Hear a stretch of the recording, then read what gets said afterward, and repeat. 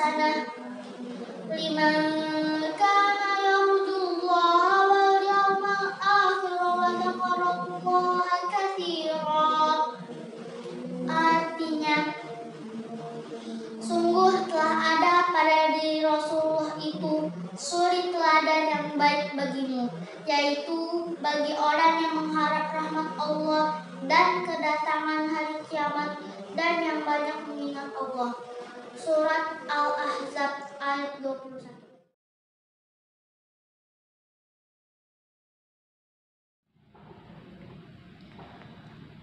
Assalamualaikum warahmatullahi wabarakatuh. Alhamdulillahi rabbil alamin. Alhamdulillahilladzi arsala rasulahu bil huda wa dinil haqqi liyudhhirahu 'alad dini kullih wa kafa billahi shahida. Asyhadu an la ilaha illallah wahdahu la syarika lah wa asyhadu anna sayyidana Muhammadan 'abduhu wa rasuluhu la nabiyya ba'dah. Allahumma salli wa sallim ala sayyidina Muhammadin wa ala alihi wa sahbihi wa man tabi'ahum bi ihsanin ila yaumiddin. Amma ba'd. Alhamdulillah, puji syukur pada Allah Subhanahu wa taala. Kita masih diberi kesehatan oleh Allah Subhanahu wa taala.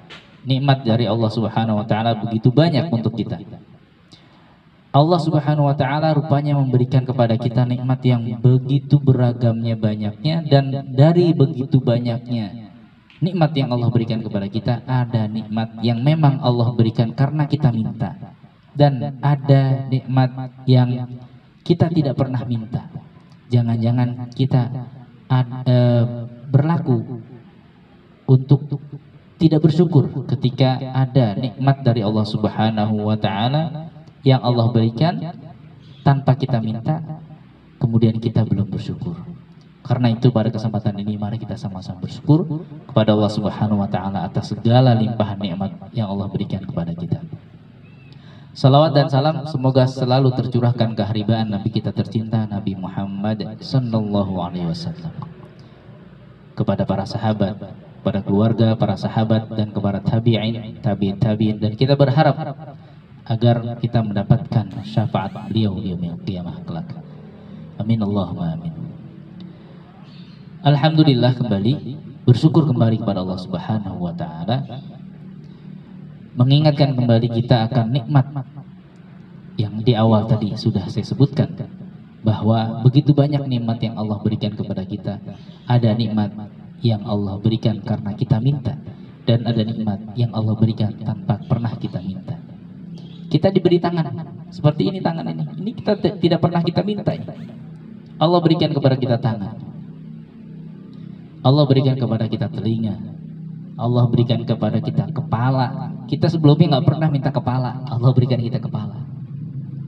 Allah berikan kepada kita hidung, mata, dan segala hal yang Allah berikan yang kita tidak pernah minta.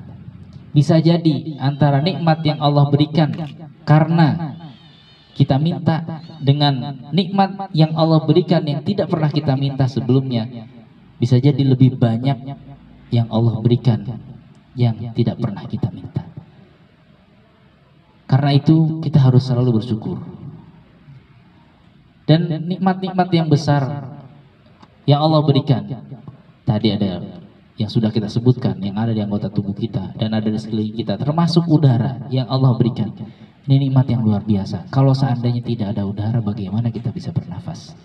Padahal harga oksigen luar biasa ya. Kalau seandainya sehari berapa itu harus kita menghirup oksigen ya, besar sekali biayanya. Karena Allah berikan itu semua ya, kita harus bersyukur kepada Allah Subhanahu wa taala. Ada nikmat yang paling besar, ada nikmat yang lebih besar daripada yang disebutkan tadi, atau mungkin yang ada di sekeliling kita. Nikmat apakah itu?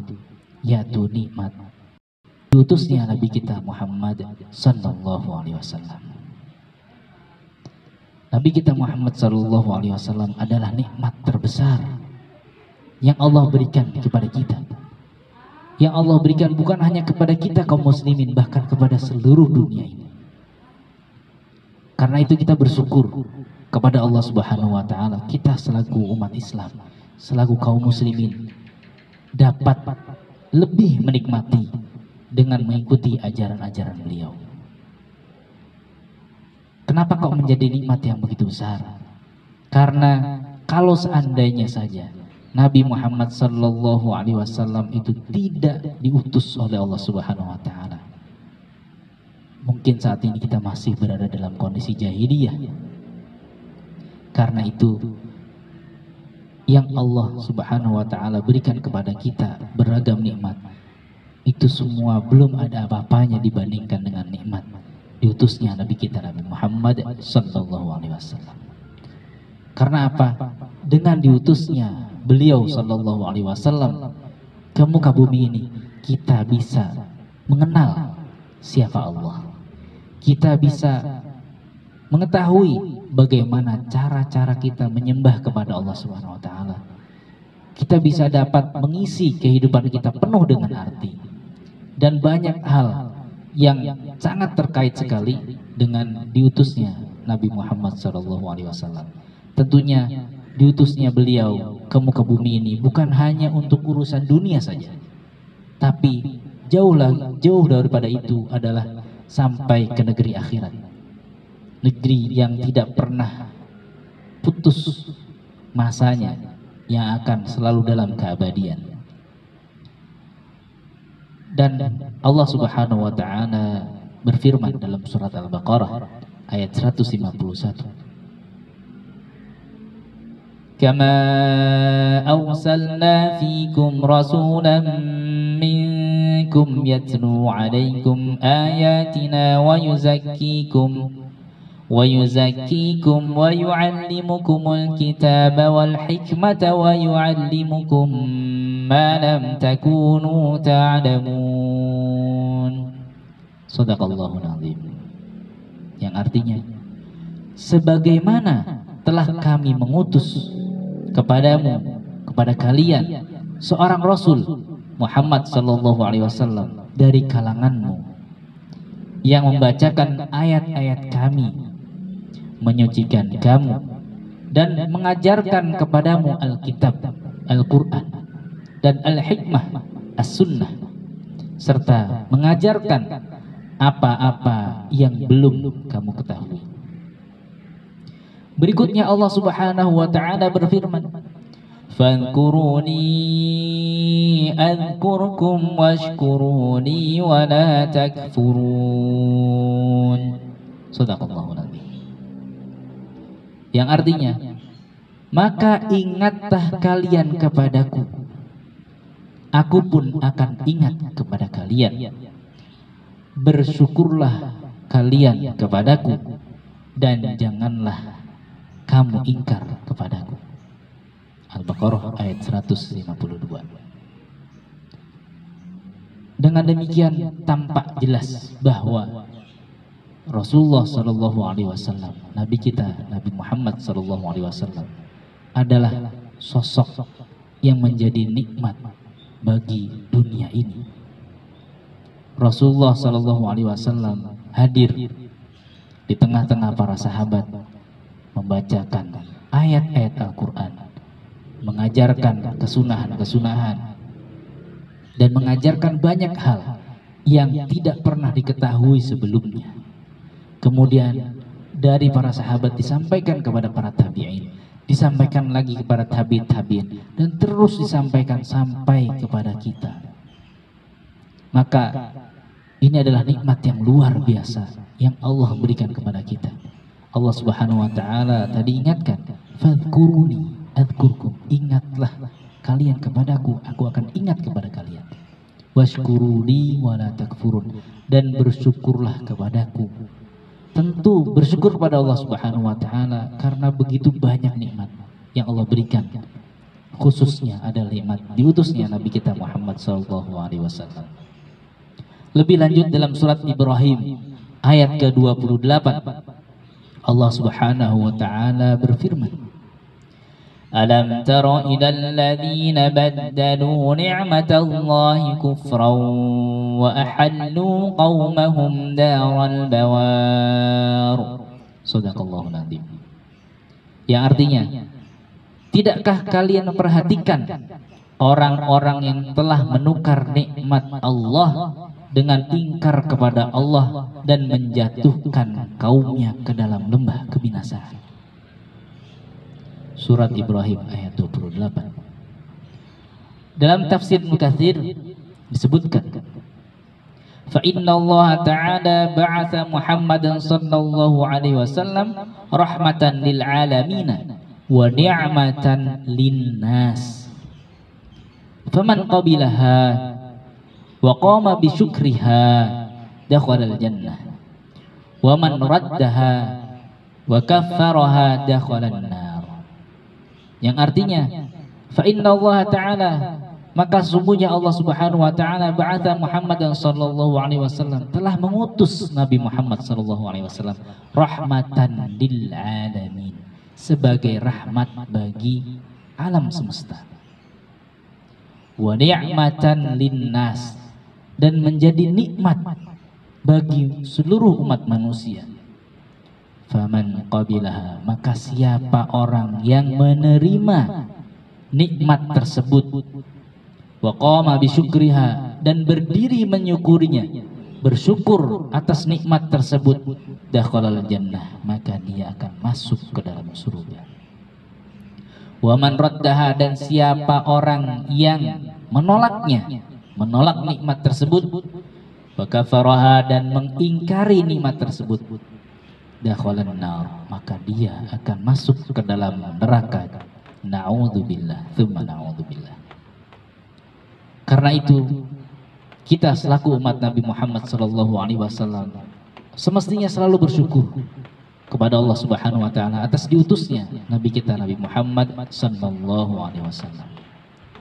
Berkaitan dengan datangnya Rabiul Awal ini, mari jadikan momen yang ada saat ini untuk mengingat, mengenang kembali bagaimana sejarah daripada Rasulullah Shallallahu Alaihi Wasallam, untuk kita ambil ibrahnya dan kemudian kita amalkan apa-apa yang menjadi petunjuk dari Rasulullah Shallallahu Alaihi Wasallam, dan itu merupakan hidayah dari Allah Subhanahu Wa Taala serta wahyu yang sudah Allah turunkan kepada Nabi Muhammad untuk dapat kita amalkan dan kita laksanakan dalam kehidupan kita sehari-hari. Karena itu, Andalusia Quranic School pada kesempatan ini membuat sebuah video untuk ikut mendekatkan semua santri kepada junjungan kita Nabi Muhammad sallallahu alaihi wasallam, agar generasi-generasi kaum muslimin yang muda-muda ini menjadikan Nabi Muhammad SAW sebagai idola, bukan menjadikan yang lain menjadi idola, apakah itu artis Korea atau yang lainnya, ya, atau orang-orang yang bahkan tidak pantas untuk diikuti. Jangan sampai itu menjadi idola. Karena itu, jadikanlah Rasulullah SAW sebagai idola bagi kita, keluarga kita, dan anak-anak keturunan kita, khususnya juga seluruh santri-santri yang ada di Andalusia Quranic School dan keluarga besar Andalusia Quranic School. Selamat mengikuti untuk video di saat ini, mudah-mudahan manfaat, dan jangan lupa like and subscribe. Oke, terima kasih. Wassalamualaikum warahmatullahi wabarakatuh.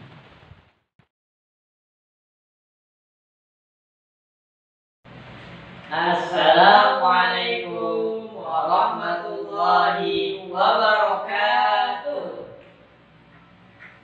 Alhamdulillah wassalatu wassalamu ala Rasulillah sallallahu alaihi wasallam. Nah, santri dan santriwati Andalusia Quranic School, semoga semuanya dalam keadaan sehat selalu. Amin ya rabbal alamin.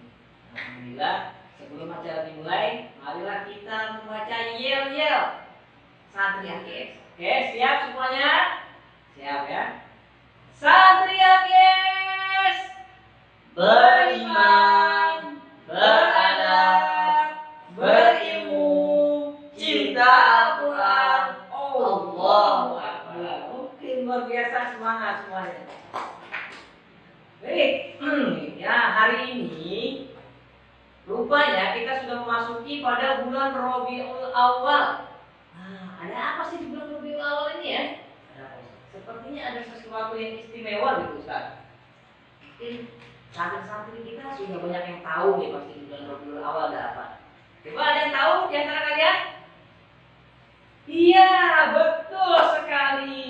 Ternyata di bulan Rabiul Awal ini adalah kelahiran baginda besar Nabi Muhammad Sallallahu Alaihi Wasallam yang kita cintai, yang kita banggakan, yang kita idolakan. Masya Allah. Oh iya, Ustaz baik. Ini kan bulan Rabiul Awal adalah bulan kelahirannya Nabi Muhammad Sallallahu Alaihi Wasallam. Tepatnya tanggal berapa? Hari apa? Kemudian ibunya siapa? Ayahnya siapa? Dan mungkin orang-orang terdekat seperti pamannya, kakeknya itu namanya siapa? Baik. Nabi Muhammad Sallallahu Alaihi Wasallam dilahirkan di kota Mekah. Dilahirkan kota Mekah pada tanggal 12 Rabiul Awal pada tahun Gajah. Dan ibunda dari Nabi Muhammad SAW adalah Aminah binti Wahab. Aminah binti Wahab.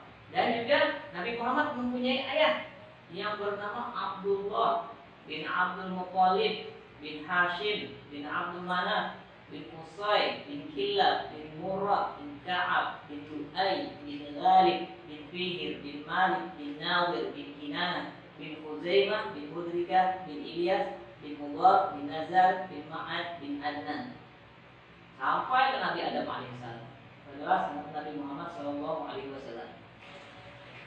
Nah, pada peristiwa kelahiran Nabi Muhammad itu kenapa bisa disebut tahun gajah, Ustaz? Mungkin ada peristiwa penting ataupun sejarah apa yang terkandung dalam penamaan tahun gajah ini, Ustaz? Mungkin bisa dijelaskan sedikit, Ustaz? Oh iya, di tahun kelahiran Nabi Muhammad SAW itu diabadikan atau disebut dengan tahun gajah. Itu pada waktu itu ada peristiwa yang sangat luar biasa. Apa peristiwanya? Pada waktu itu ada seorang raja dari Yaman yang bernama Raja Abraha. Raja ini beragama Nasrani. Dia telah membangun sebuah gereja. Nah, gerejanya bagus, megah, indah. Harapannya karena gerejanya ini bagus, harapannya adalah nanti seluruh orang dari berbagai penjuru negeri itu berkunjung untuk melihat gereja yang telah dibangun oleh raja. Namun ternyata gereja itu sepi. Dan ya sepi sekali. Orang-orang malah pada berkunjungnya adalah ke Mekah. Di sana ada bangunan yang bernama Ka'bah. Jadi orang-orang dari berbagai penjuru negeri itu banyak sekali yang berkunjung ke Mekah untuk melihat bangunan Ka'bah. Sehingga dengan seperti itu Raja Abraha ini iri. Kok bisa-bisanya gereja yang dia bangun yang begitu indah, begitu megah, sepi, dan orang-orang malah berkunjung ke Mekah untuk melihat Ka'bah. Sehingga Raja Abraha memerintahkan tentaranya untuk menghancurkan Ka'bah. Menghancurkan Ka'bah deh. Ya, untuk menghancurkan Ka'bah. Sehingga pasukan Raja Abraha ini datang ke Mekah untuk menghancurkan Ka'bah dengan menggunakan gajah. Masya Allah, dengan menggunakan gajah. Tentara bergajah. Ini bisa diceritakan sedikit Ustaz bagaimana prosesnya bisa proses penyerangan ke Mekah itu untuk menghancurkan Ka'bah itu? Ya, jadi tentara bergajah ini ketika datang ke Mekah, penduduk Mekah ini sudah tahu bakal ada tentara bergajah datang.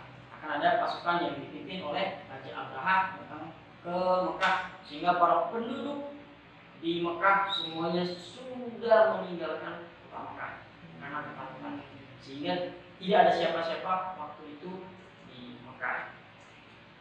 Ketika tidak ada siapa-siapa, mereka berpikir akan mudah untuk menghancurkan bangunan Ka'bah karena tidak ada yang melawan.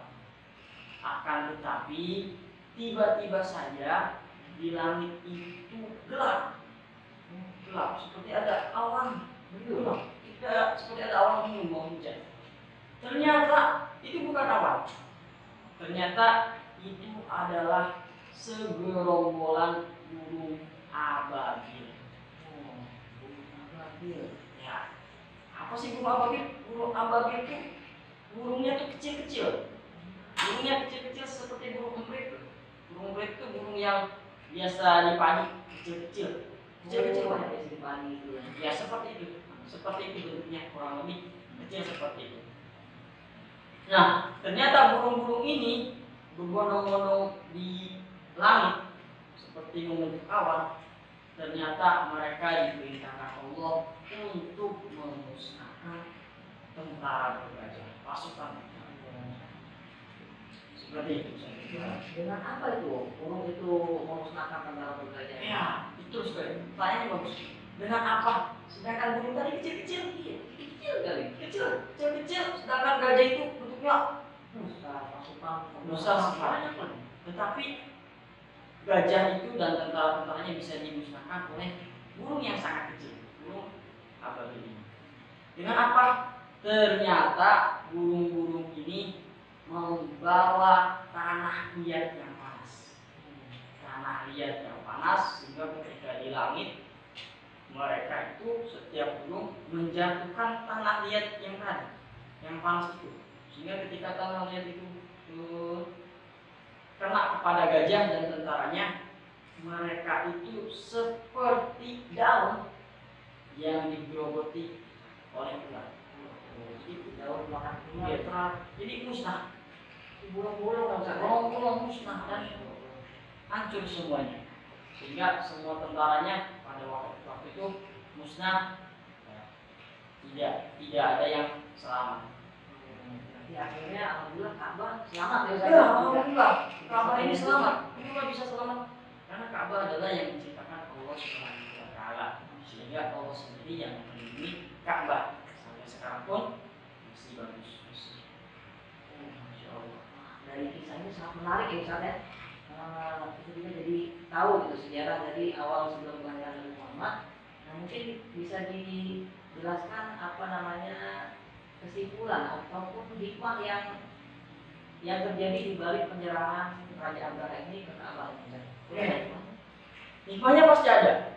Setiap peristiwa santri-santri sekalian dan ayah bunda yang di rumah, setiap peristiwa itu pasti ada hikmahnya. Apa hikmah di balik kisah Raja Abraha ini yang bisa kita ambil? Salah satunya adalah bahwa Raja Abraha ini adalah raja, penguasa.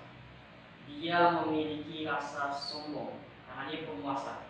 Dengan rasa sombongnya itu dia percaya diri mengutus tentara bergajah untuk menghancurkan Ka'bah, dan dia optimis atau merasa sombong diri bahwa akan berhasil menghancurkan Ka'bah. Akan tetapi pasukan tentara bergajah ini dikalahkan oleh makhluk yang kecil, yaitu burung ababil.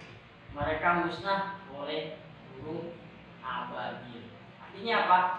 Artinya rasa kesombongan itu, rasa sombong yang tumbuh di diri seseorang itu ternyata mudah sekali dimusnahkan. Sehingga kita itu tidak boleh memiliki rasa sombong. Kita harus membuang sifat sombong itu sejauh-jauhnya.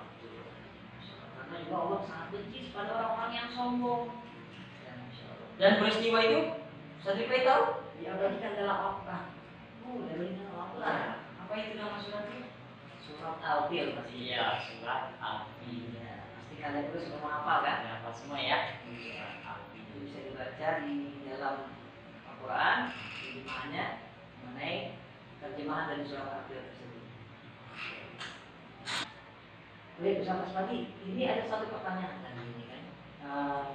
Jadi ketika Nabi Muhammad dilahirkan, kita mengetahui bahwasanya ayahandanya telah wafat ya.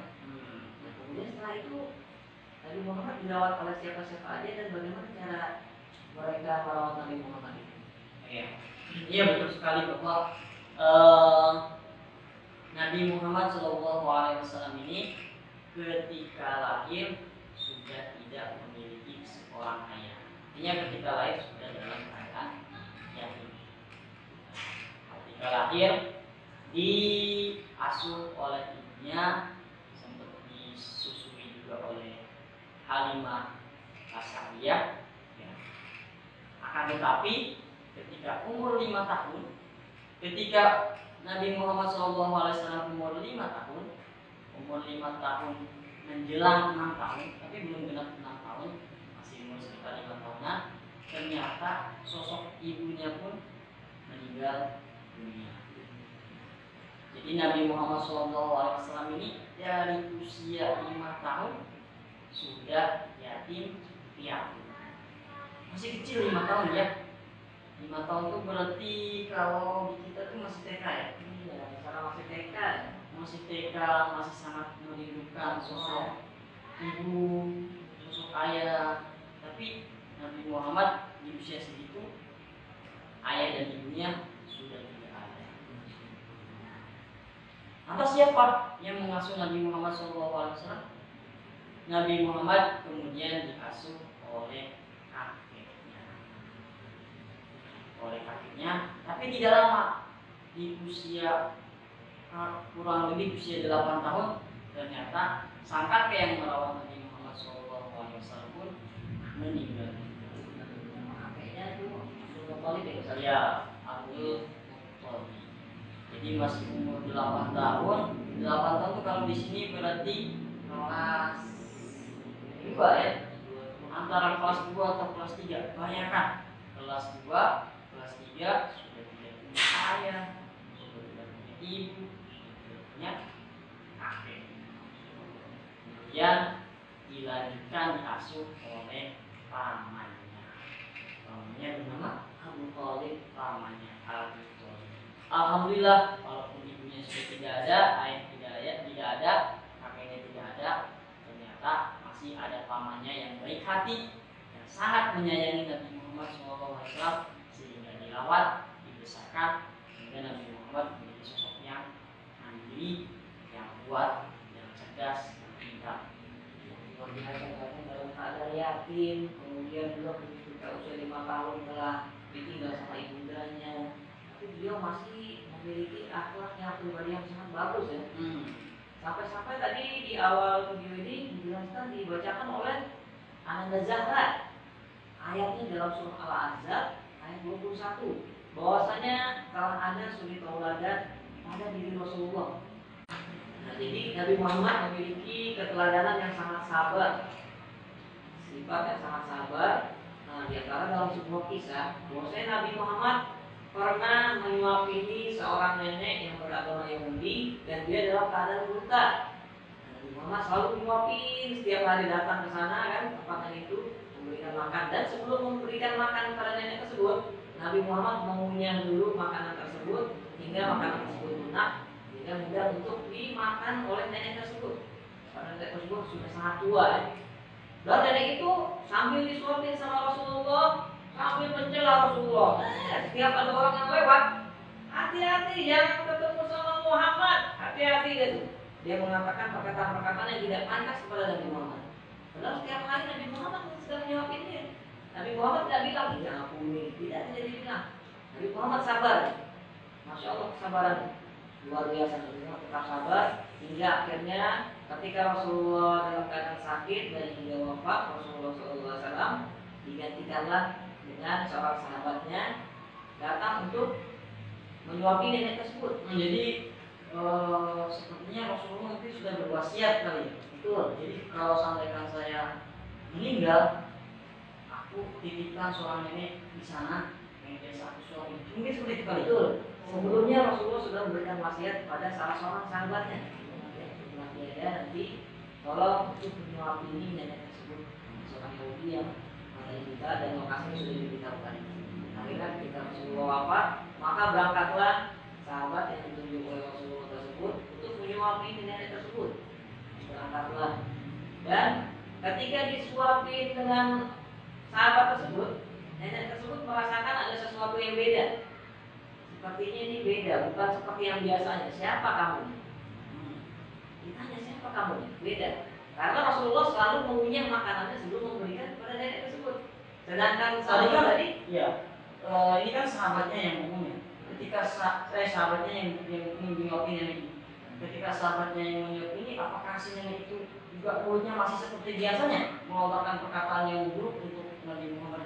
masih tetap melontarkan, masih tetap mencaci maki Rasulullah, membilang Rasulullah yang tidak kan, yang tidak pantas untuk diucapkan, tetap diumakinya.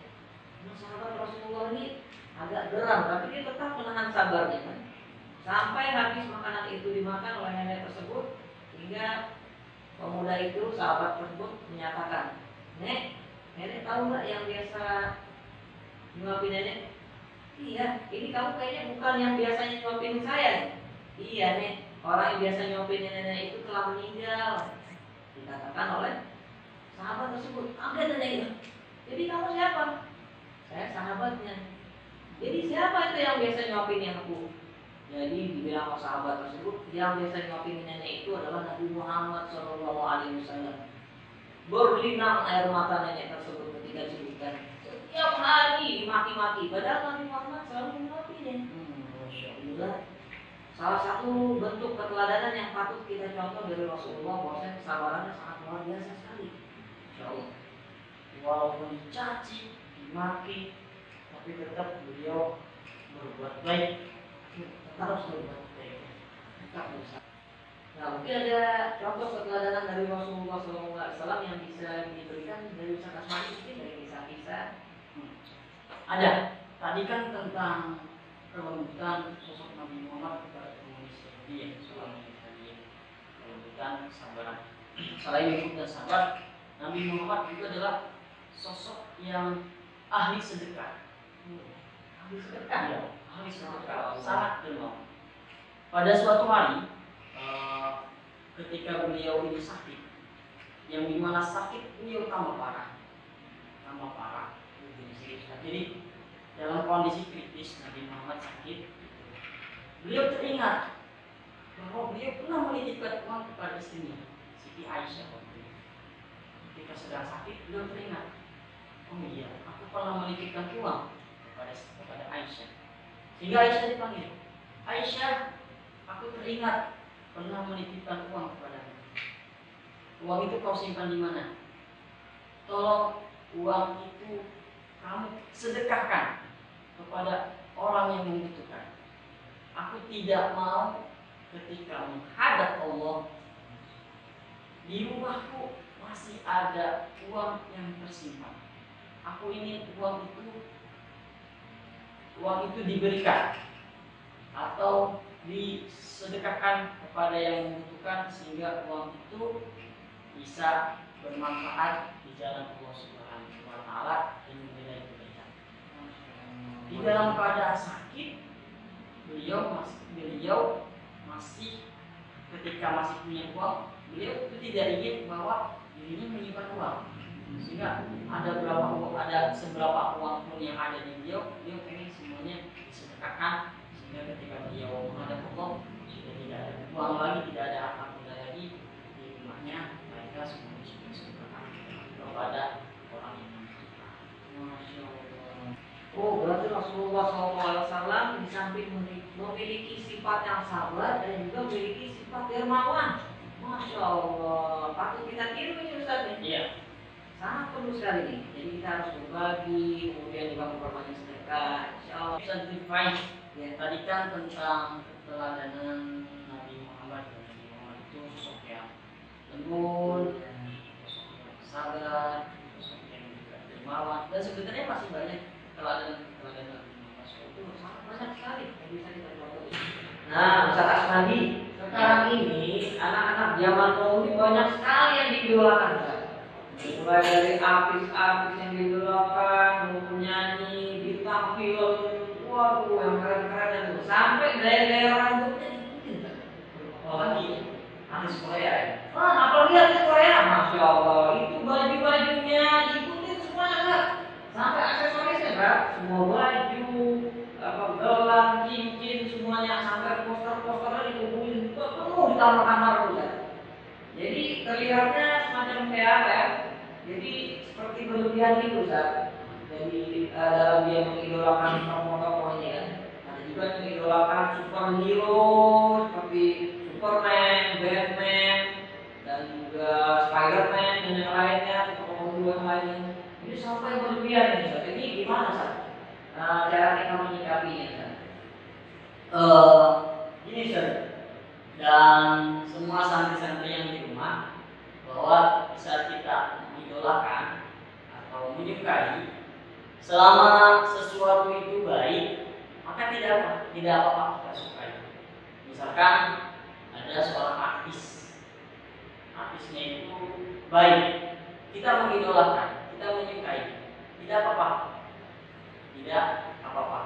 Kemudian ada sosok artis yang tampan, apalagi yang dari Korea, yang saat ini ketampanannya enak. Kita mengidolakan artis ini karena ketampanannya, tidak apa-apa, karena itu adalah ciptaan Allah. Kita boleh menyukainya karena ketampanannya.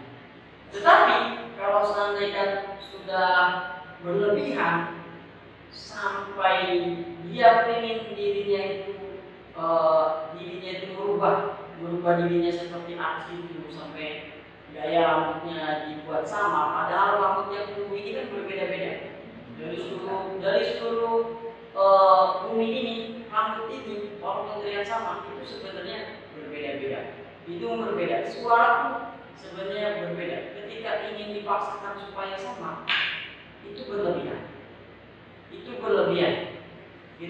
Karena nggak mungkin akan sama. Jadi ketika hanya suka, hanya kagum, itu boleh-boleh saja.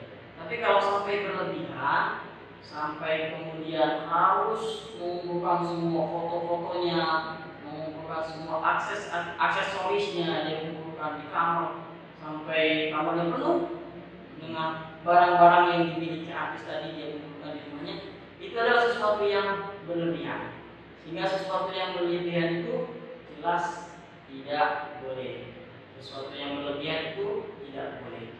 Seperti itu, selama memang menyukai, sebatas menyukai, itu tidak apa-apa. Tapi ketika sudah berlebihan seperti itu sangat disayangkan. Nah, baik, kita sudah mendengarkan kisah perjalanan Rasulullah SAW, mulai dari sebelum kelahirannya sampai dilahirkan. Kemudian juga kita mengenal beberapa keteladanan yang patut kita contoh dari Rasulullah SAW. Nah, perlu kita ketahui bahwasanya di dalam sebuah buku yang ditulis oleh Michael Hart, di situ menuliskan tentang 100 tokoh yang sangat berpengaruh di dunia. Dan tahukah kalian tokoh yang pertama, di nomor pertama yang ditulis oleh Michael Hart itu siapa? Ternyata yang ditulis oleh Michael Hart, urutan pertama orang yang berpengaruh di dunia adalah Nabi Muhammad Sallallahu Alaihi Wasallam. Masya Allah. Itu perlu kita tahu ya Ustaz ya. Ternyata penulisnya itu bukan seorang Muslim ya Ustaz ya. Bukan seorang Muslim. Nah, itu sudah sepatutnya kita selaku orang Islam harus mengidolakan Nabi Muhammad SAW sebagai panutan kita yang kita contoh. Baik, mungkin itu saja bisa disampaikan. Terima kasih banyak atas perhatian daripada ayah dan bunda semuanya dan semua santri-santri Andalusia Quranic School yang telah meluangkan waktunya untuk menonton video ini. Saya ucapkan terima kasih. Wassalamualaikum warahmatullahi wabarakatuh.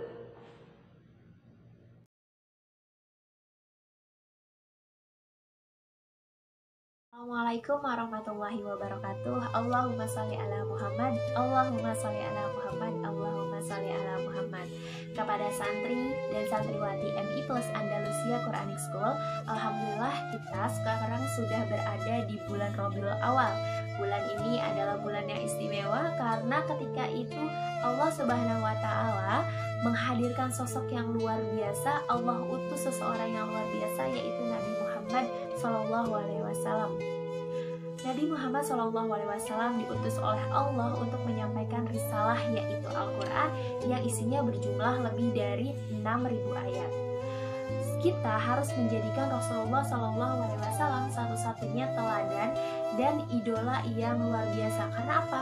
Karena akhlaknya luar biasa, karena segala ucapannya berisi wahyu-wahyu dari Allah Subhanahu wa Ta'ala. Dan kebutuhan kita terhadap Rasulullah SAW itu sangat besar, melebihi kebutuhan kita terhadap makan dan minum. Karena apa?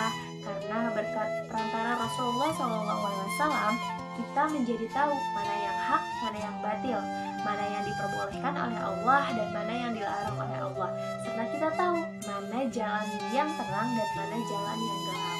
Namun kini beliau telah mendahului kita. Rasulullah telah meninggalkan dunia ini. Iya, Rasulullah SAW telah wafat.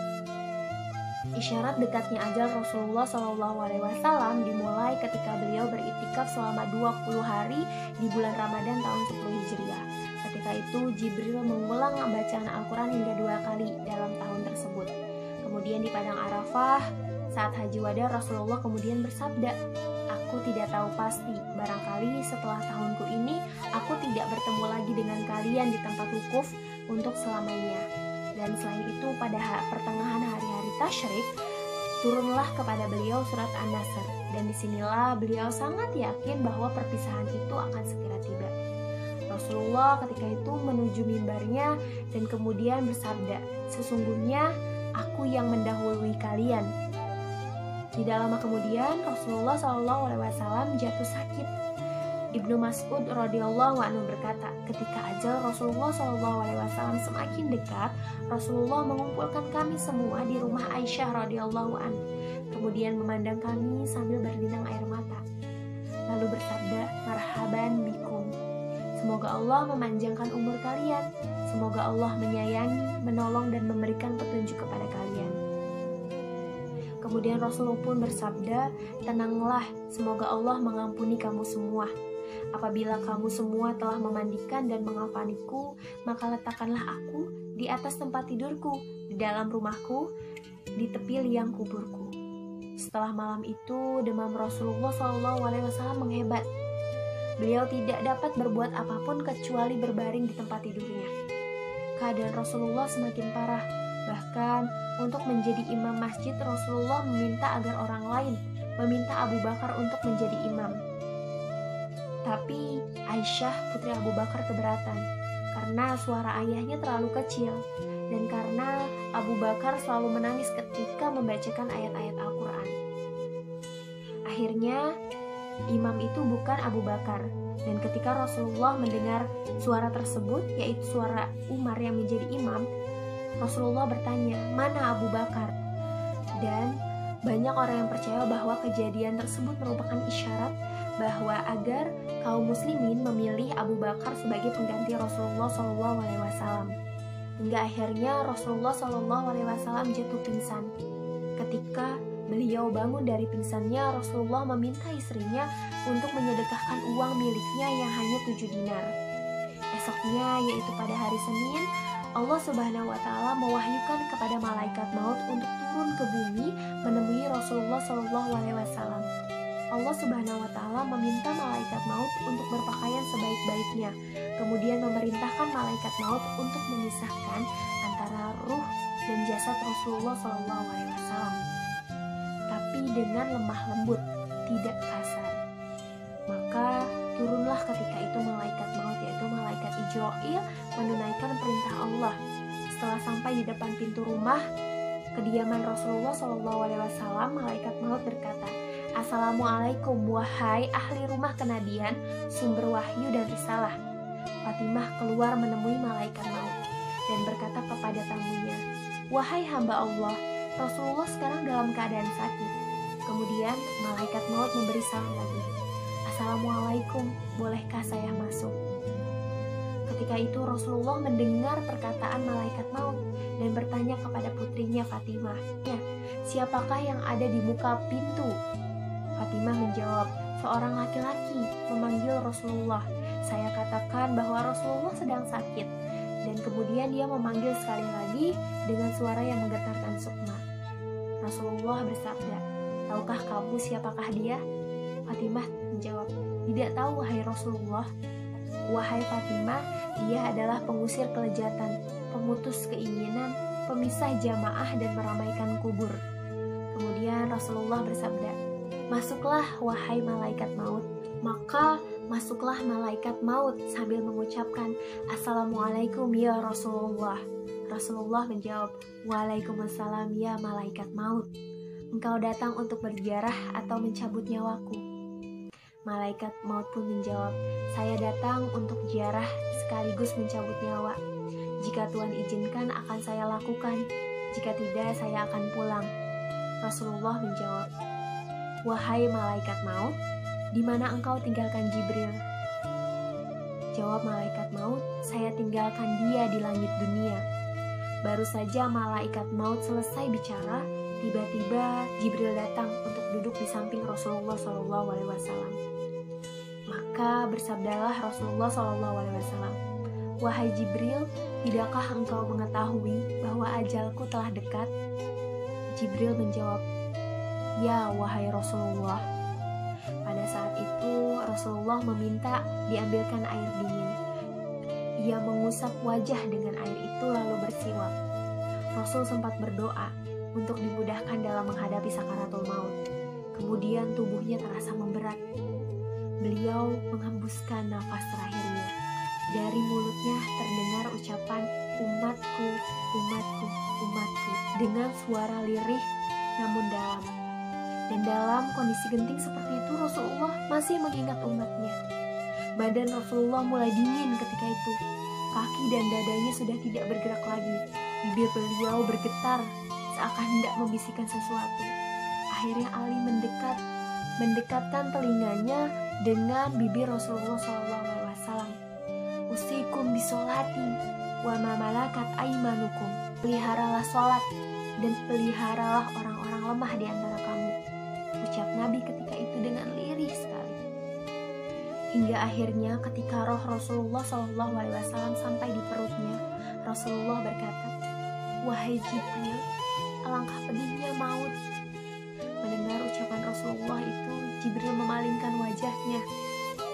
Lalu Rasul bertanya, wahai Jibril, apakah engkau tidak suka memandang wajahku? Jibril menjawab, wahai kekasih Allah, siapakah yang sanggup melihat wajah Rasulullah sedangkan Rasulullah sedang merasakan sakitnya sakaratul maut? Dan saat itu berakhirlah hidup manusia paling mulia Muhammad SAW. Di penghujung nafasnya bahkan beliau meminta agar semua siksa maut bagi umatnya dilimpahkan kepada beliau. Kenapa? Karena kecintaannya kepada umatnya. Maka sudah selayaknya kita sebagai umat Rasulullah SAW mencintainya, menjadikan ia teladan, menjadikan ia sebaik-baiknya idola. Maka kepada seluruh santri MI Plus Andalusia Quranic School, sudah sepatutnya kita mencintai Rasulullah SAW karena Rasulullah pun mencintai kita sebagai umatnya. Assalamualaikum warahmatullahi wabarakatuh.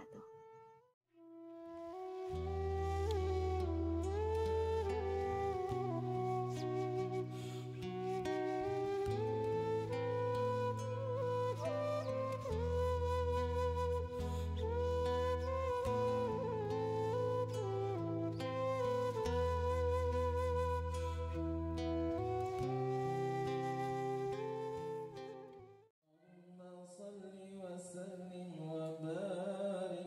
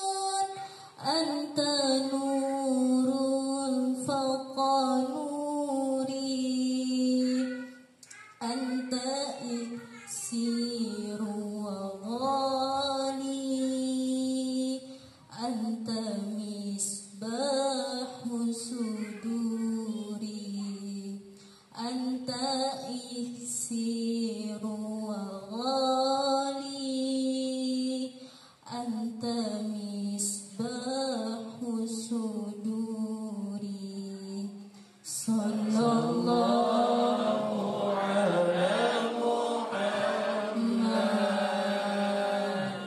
صلى الله عليه وسلم صلى الله على محمد